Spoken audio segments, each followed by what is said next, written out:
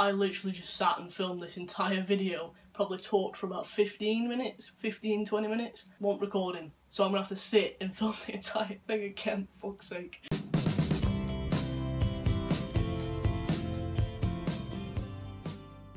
Hey, so as you can see by the title, I am 1 month on testosterone. Literally can't believe that it's already been a month. It's gone so fast. So yeah, this is just an update video to talk about the changes that I've had so far, what's been happening, what's going to be happening, etc, etc. But yeah, I'm going to be talking about changes. There's not been many so far, but then I didn't expect to have a full grown beard and Morgan Freeman voice 1 month in. Also, I just want to say, please don't go saying, oh my god, you've changed so much, oh I can tell you look so different already, because I don't, I've not, I'm aware of this. I do appreciate people trying to be nice, but I also see people doing that with other guys when they start tea, and it's just really weird and unnecessary. Like, feel free to be excited when I tell you that things have changed, and if you can tell distinctly that things have changed, but so far not much has changed that you can really see outwardly. Things will happen when they happen, and I am completely chill with that. But yeah, so let's just get right on with the changes. The first two are a little bit weird and a little bit awkward, but they're also the first two things that I noticed, so it just makes sense to get them out of the way first. So the very first thing that I noticed is generally what everybody almost on tea notices straight away, and that is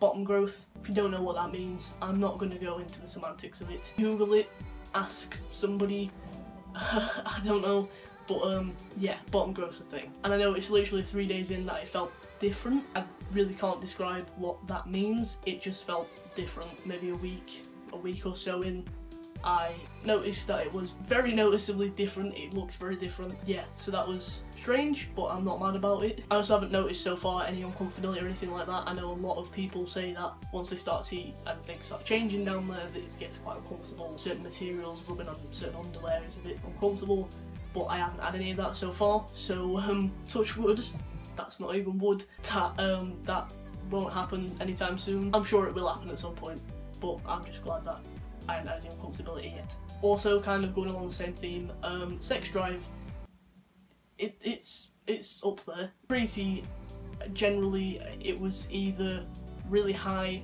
or just non-existent. There was really no middle ground. I didn't have like a constant kind of thing that I was at, like I said, either really high or non-existent. Now it's pretty consistent. It's not terrible, I don't want to hump everything that moves. It's just so awkward. Yeah, it's a thing, it's there, it's definitely increased. So we'll leave that at that. And then moving on to something that's a little bit less weird, but still not exactly normal. Smells. Things smell different. So a little bit over a week in, probably about 10 days in, I went for a pee, because I tend to do that. I drink liquid, it comes out of my bladder. Yeah. And I noticed that there were a weird smell, so I was just like, what's that? And obviously I realised it was my pee smelled really strong. And then I realised that I knew that was a thing. I'd heard people talk about it like ages ago, and it's just something I'd never thought about until it happened.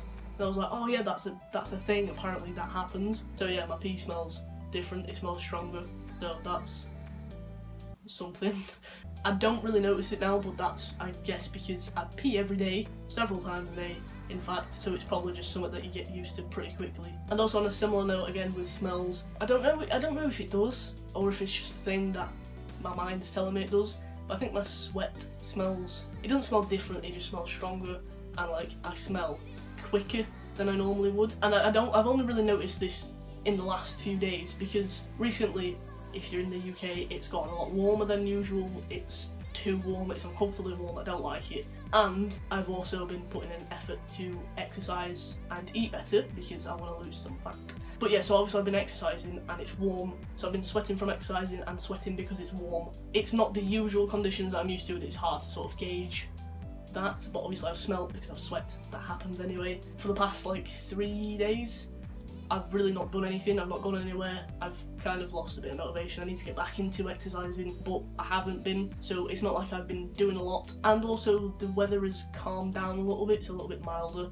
It's still uncomfortably warm for England, but it's a little bit milder than it has been. And I still sweat, and still, it's not even so much the sweat, because I sweat a lot anyway, but it's more that it smells quicker. I can move my arm and I get a little waft and I'm like, oh, I can smell that. It's not terrible, but it's more than it usually is.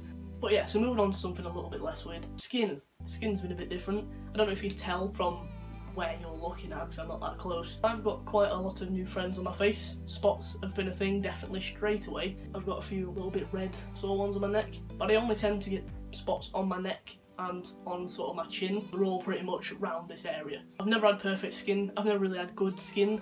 I pretty much always have at least one spot somewhere on my face, but it's obviously a lot more and it's a lot more prominent at the minute. I've been trying to wash my face every day, make sure that I'm consistent with that to help it, but also I started running out of my face wash stuff. So I was doing it like every other day rather than every day, because if I did it every day, it'd be like a 3-4 day gap when I had nothing. So if I did it every other day, it's a bit better. But I got some new one today, so I'll be back on doing that every day and hopefully that'll help dry it out a little bit. And also on that note, obviously when you wash your face and your face is a bit oily, which I've always had fairly oily skin, it's not much different now. I think maybe it's a little bit oilier, but not really noticeably so. When I wash my face, obviously it dries out, it gets rid of the oil, and my skin just feels a bit drier. Since starting tea, probably like, again, like a week in, it was pretty quick. I noticed that after I washed my face, my skin just felt a lot drier than it normally did. So once I've washed my face, I've just been using like a face moisturiser thing, it's like cocoa butter, just to moisturise my skin a little bit so it's not really dry. I always hear people talking about their skin being really oily and struggling with oil, which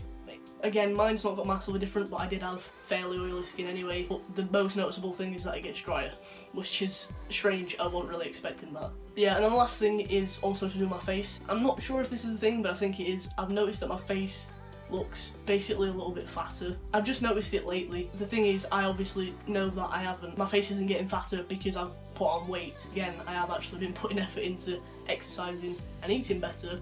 And I have been losing small bits of weight, not massive, you know, I'm not going to drop a stone in a week, but I'm definitely not putting on weight, so it's not that. I have heard people talk about like when they start to getting like baby fat on the face. I think someone said it was like water retention. So I know it's a thing and I know it's that. There's no other explanation of it. It's definitely not that I'm getting fatter, but it's still not the most motivating thing when you're struggling to motivate yourself to actually put the effort in and make the changes and stuff. So that kind of sucks a little bit, but it's not a massive hindrance. It's not something I look at and I feel depressed because my face is a little bit wider. It's just a thing. But yeah, and that's basically it. That's basically all that's changed. There's not been a lot at all. The only things that really outwardly you'd be able to notice would be my face is a little bit wider, maybe if you're looking closely, and that I've got spots. They're quite obvious. But otherwise, it's really stuff that you would not know unless you were me. Yeah, that's basically that. I have also got some minoxidil, looking up there because it's up on the shelf, that I bought ages ago, probably nearly a year ago, to use to try and get like a little bit of preteen face fuzz. And I just didn't really use it. I wasn't consistent at all. I think I used it for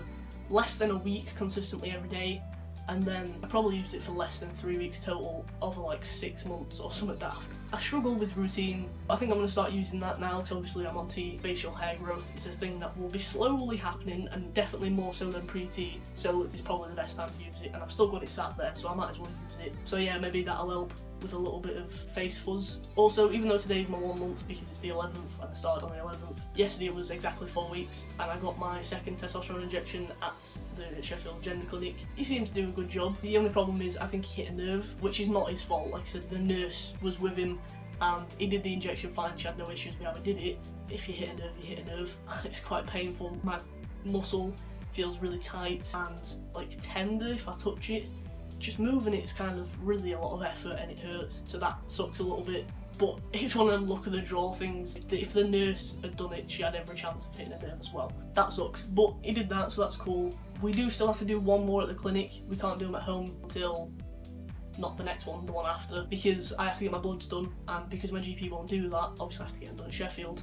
So I'll be going at 9:30 to get my bloods done, and then immediately afterwards go in to get my testosterone injection, again done by my dad in front of the nurse. And then after that we can do them at home. The nurse gave us a sharps container, 12 needles and 6 syringes. 12 needles and 6 syringes because you need 1 needle to draw the testosterone out of the vial, and then 1 you have to swap it to inject it. But so that's enough for 6 injections, which will be 6 months worth. And the good news is, after the appointment I rang my GP and got a doctor to ring me back, and they said that they're happy now to prescribe the testosterone so that we don't have to go to Sheffield every month to pick up a prescription. Because when we spoke to her about it, the nurse yesterday, she said that we'd have to come to Sheffield to pick up the prescription and obviously we could get it from their pharmacy. But they couldn't like send it in the post or anything like that. We had to go and pick it up, so we still would have to come to Sheffield every month, even though we were doing it at home, so there's really no extra convenience to it. So we don't have to go to Sheffield every month. They did say that they won't do the bloods, because the reason they refused to start me in the first place was because they weren't happy with the responsibility of starting me on the testosterone and also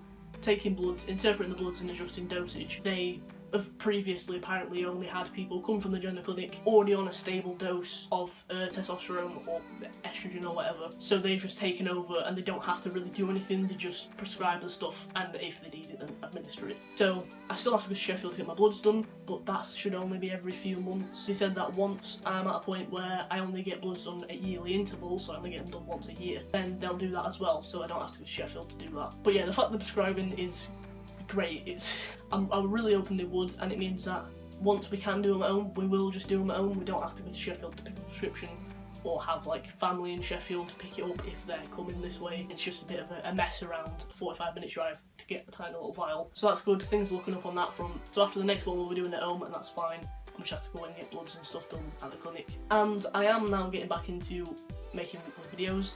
I do apologise that I haven't uploaded since the starting testosterone video. I did actually sit to film I think twice. The first one, sat down and it was warm and I just wasn't in it and I couldn't film. And the second one, I actually sat down and filmed the GC2B binder giveaway video, but I had a bit of a week where I was just feeling a bit crap and quite unmotivated. So sitting down and editing just wasn't a thing. I tried a few times and I couldn't sit and do it. So I decided just to upload a video like I had when I wasn't uploading, where it was just like text and the rules in the description, just so that it was up and people could enter it and it wasn't going to take even longer. But yeah, I am going to get back into that now, and I'm actually going to upload on Fridays as I did before. So this Friday I'm going to do a Q&A. Figured I'd ease into it nice and easy, be a little Q&A. It's easy enough. And also it means that it's not something that's going to take a long time to edit or film, so I can get it up for this Friday and not have to like leave a week's gap. So definitely go over to my Twitter or on my Instagram, which are both JJourneyFTM, and ask me some questions that you want to know the answers to, and I'll answer them in Friday's video. Also, if you do have anything that you want me to talk about, either testosterone related or anything, any video topics, let me know, comment down below. And yeah, I'm looking forward to getting back into it. It's probably going to be a bit rocky at first, but I do genuinely enjoy filming videos, so I want to get back into it. But yeah, so if you enjoyed the video, please give it a thumbs up. Happy that I'm finally on testosterone. I literally can't believe it's been a month already. It's gone too fast. Again, comment down below if you have any video ideas, just anything, whatever, leave a comment. And yeah, so thanks for watching, come on my journey, and I'll see you in the next video. Bye.